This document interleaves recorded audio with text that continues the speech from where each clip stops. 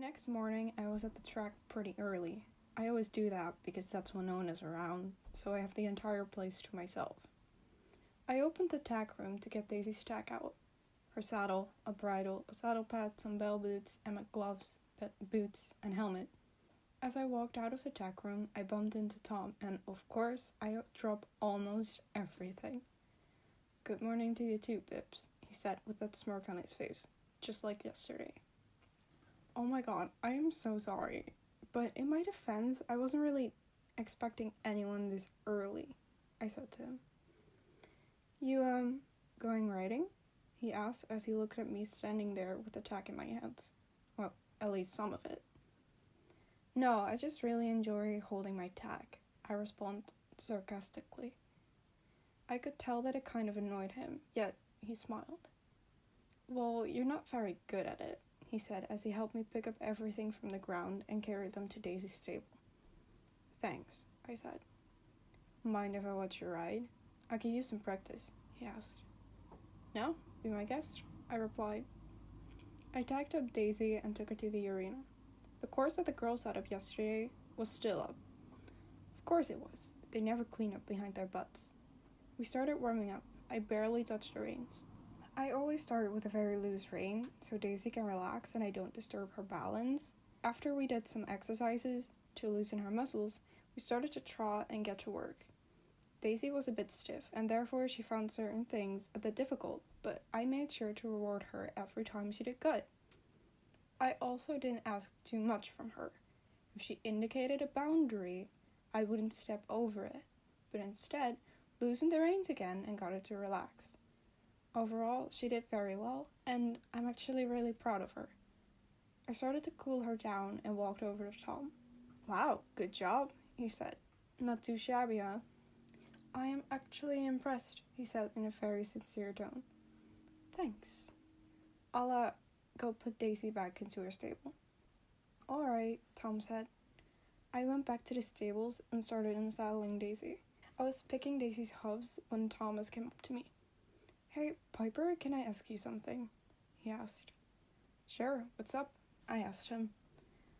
"So, Alan and I are going on a trail ride tomorrow, and I'd like for you to join," he said. Sure, but why?" "Well, why not?" he asked. "Well, for starters, there's plenty of other girls who would love to join you." "Well, yeah, but..." "Okay, don't tell anyone this, but they're kind of annoying," he replied. I laughed and said, "Don't worry, your secret is safe with me." "So you'll join us?" he asked me again.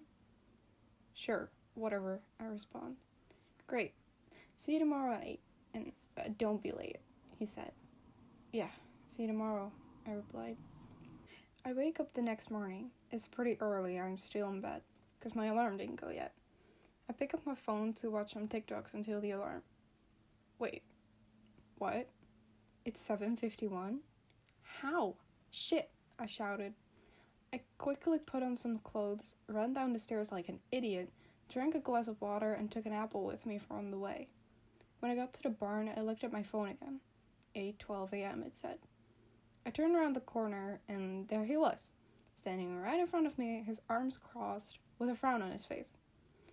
"What part of 'don't be late' didn't you understand?" he asked, touching me. "I overslept, okay? I set my alarm, but somehow it didn't go off," I said. "Just hurry up," he said, a little annoyed. It was actually kind of funny. "Yes, sir," I said, and walked past him to Daisy. "Good morning, beautiful. Want to go for a ride?" I said to her. I entered the stall. Then I tucked up, and Tom and I rode off together. "So, where are we going?" I asked. "You'll see," he said. We were on the fields close to Marley's, riding towards the manor. I knew exactly where we were going. I recognized those paths. I knew them from the top of my head. They were the cross-country paths, close to the equestrian center. Or my house. I panicked for a second, but I just didn't say anything. I didn't want to cause a scene or whatever. Besides, there was no way I was going to get out of it. "We're here," Tom said. We were now standing at the beginning of the path. "Okay, you ready?" he asked. Sure, I said, lying to him and to myself. He jumped over the first obstacle like it was nothing. It was a wooden structure with wooden beams to support it. It looked scarier than it is, or at least that's what I like to tell myself. You coming? Tom asked. Right. Daisy and I canted towards the funny-looking obstacle. As we got closer to it, everything started to come back to me. That awful night flashed before my eyes. The pain, the sadness, everything. It was more than I could take. It was too much. Daisy refused on the last second, and I almost fell off. Whoa, are you okay? Tom asked, not really knowing what was going on. Yeah, I'm fine. Another goddamn lie. Maybe let her take a look at it first? Tom suggested. Yeah, okay, I replied. Like that was gonna solve anything. Daisy put her head down. She put her nose closer to the obstacle and smelled it. Then I turned around and tried again. We cantered towards it, but this time, something changed. I am not really sure what it was, but right before Daisy was about to jump, I squeezed my legs, letting her know that I was ready to go for it. And we made it over the jump, with flying colors. Hey, good job, Tom said with a smile on his face. Come on, let's go. The other obstacles weren't as scary anymore. It was actually pretty fun. The only thing that scared Daisy a little was when we were at the cliff. She spooked, but that's it. Overall, it went pretty well. We were now standing on a crossing of paths. To the left was the road to the riding arena and then Golden Hills. To the right was the path back to the equestrian center. Can I show you something? Tom asked. Sure, I replied. Okay, come on, he said, then galloped away. I went after him, also galloping. He took me to the Forgotten Fields, a beautiful spot without any people around. Hence the name Forgotten Fields. Wow, I've forgotten how beautiful it was out here, I said. Yeah, the view's pretty sweet. So, do you take a lot of girls out here? I asked him. All the time, he replies. I roll my eyes at him. You do that a lot, rolling your eyes, he said. Yeah, you make me roll my eyes a lot. You're kind of annoying sometimes. You know that, right? Fair enough. We stand there, watching the ocean for a couple of minutes. Come on, let's head back, he says after a while. Race you back, I shout as I run off with Daisy. Hey, that's not fair, he shouts back. I smile and get Daisy to gallop even faster. Daisy and I win, obviously. Ha, I win, I say to Tom as he gets there too. You guys are really fast, Tom says, completely out of breath. I laugh at him, then get off my horse and tie her to a pole. Then I start taking off her tack. Tom also ties Alan to a pole and starts tacking off too. As soon as the horses are tacked off, we put the horses in the paddock. We muck out their stalls together. Well, see you tomorrow, Pips, Tom says as soon as we are done mucking out and put our horses into their stalls. I look at Tom. He has a smear of mud on his face. I try my best to hold my laugh. Pips? I ask him. Yep, he says. Right, well, see you around, Toms, I say, mocking him as I turn around and walk away. It's a Tuesday morning. I'm tacking up Daisy for her lesson. Tom is also here. He's mucking out his stable. He's always there at early hours, just like me, but I don't really mind his company. Unlike the other people around here, he is a reasonable man. Yes, he does have a massive ego, and he's kind of annoying sometimes, but he knows his responsibilities, and he takes good care of his horse. And to me, that's all that matters. I was chatting with Tom and totally forgot about the time. I'm already 10 minutes late for my lesson. Shit, I gotta go. Sorry, I say to Tom. Okay, see you later. My trainer is called Bob, a man in his 20s or 30s or something. Bob is already in the arena and he's looking annoyed. You're late, he said. Yeah, sorry. I was talking with Tom and we kind of forgot about the time, I replied. Well, let's just start with some simple warm-up exercises, he said. Sure, I replied. And so we did. A couple of circles left and right, some transitions, trot to hall, walk to canter, and vice versa. Good, Bob said. Now I want you to canter up and then close the circle, right? He said. I nodded. We cantered up and I started to close the circle, but it was sloppy to say the least. Daisy was still a bit stiff because we haven't really been doing our flat work lately. Again, Bob said harshly. I tried again and it went a little better, but I was still struggling. Piper, do you not take this seriously? Bob said angrily. What? Yes, of course I do, I said, flustered by his reaction. Then do it right, he said. I'm trying, I said, now getting mad at him. Well, it doesn't really look like it, he said. Again. And so I tried again, and in my opinion, it was almost perfect this time. Okay, that's it. I quit, Bob said, all of a sudden. I couldn't believe my ears. Like, what? Excuse me? I said. What do you mean you quit? I asked him. I mean that I don't want to be your trainer anymore. You're not taking me seriously. Instead, you were just fooling around with some boy, he said, crossing his arms. Fooling around with some boy? Wait, you mean Thomas? What the fuck is wrong with you? I replied. I could ask you the same thing, and please tell me it's not the bullshit with that stupid accident of yours. You know, it's your own stupid fault that Jade is dead, he said. That's when I felt my heart shatter. Tears started filling my eyes.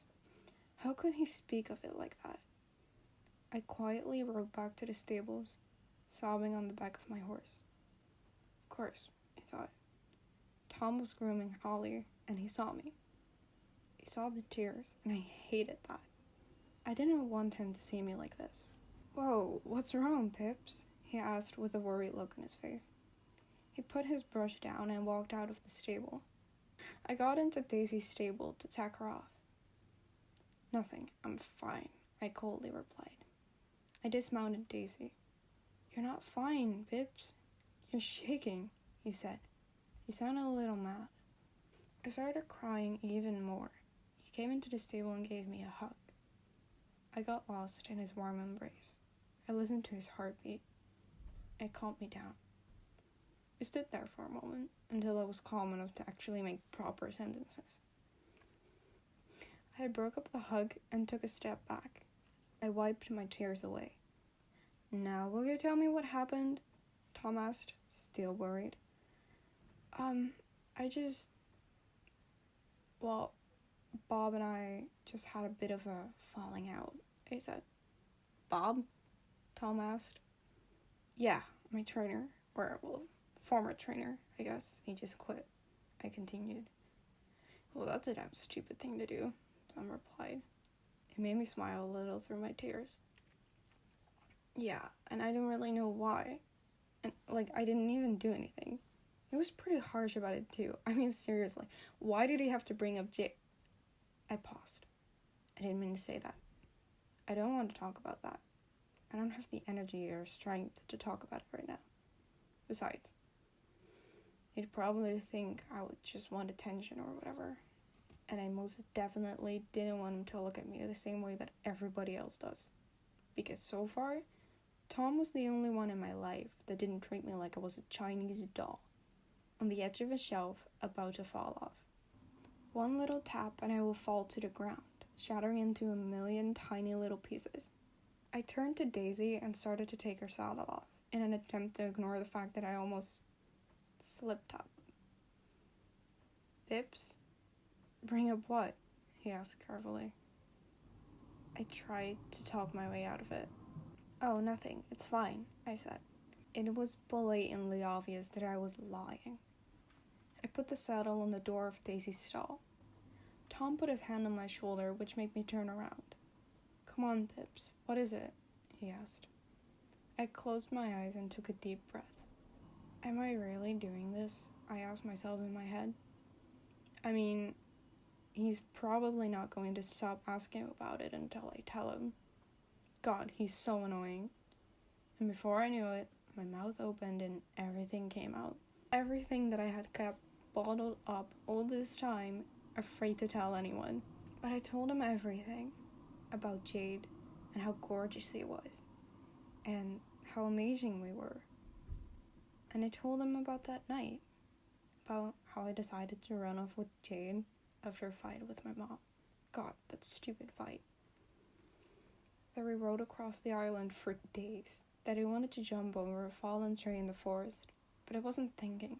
It was raining that day, so the path was covered in mud. It was wet and slippery, and when we landed, we fell, and then everything went black. I woke up in the hospital. My mom then told me that Jade didn't make it. I never forgave myself for that. I don't think I ever will. God, I don't even know what to say, he said to me. I am so sorry, Pips. He sounded really sincere. It was almost scary. Yeah, well, don't be. I mean, Bob was right. It was all my fault. And now Jade is dead. Pips, that is not true. Don't let that piece of shit get to you. It is not your fault. None of it is. He's just an asshole. That's it, he said. He actually sounded a little mad. I laughed a little through my tears. Thanks for listening to me. I really do appreciate it, I said to him. Yeah, no problem. Anything for you, Pips. I just wish you told me this sooner. Then I wouldn't have pushed you so much when we went to the cross-country paths. He followed. Yeah, exactly, I said. He frowned. Everyone has been treating me like I'm made out of really thin glass or something. Like I am about to snap, about to break. But you didn't, and that honestly felt great, I explained to him. Well, you're welcome, he said proudly. I laughed, wiping away the tears that were almost dried up on my face. So, do you need me to punch Bob in the face? Tom asked. Not that, but I believe I do need a new trainer. Yeah, if only we knew a trainer that was nearly as good as he was. Beats me, I said, teasing him. He looked away for a second and then shook his head. Kind of disappointed, I'm guessing. He looked back at me and said, well, I would have to take a look at my busy bitchy schedule, he replied. Right, I replied and smiled at him. 9 a.m. tomorrow, he asked. I'll be there, I replied. Oh, but this time, actually don't be late. I laughed and then took off the rest of Daisy's tack, who I totally forgot about for a sec. See you tomorrow, then, he said as he walked away. Yeah, see you tomorrow. At least if I don't forget it.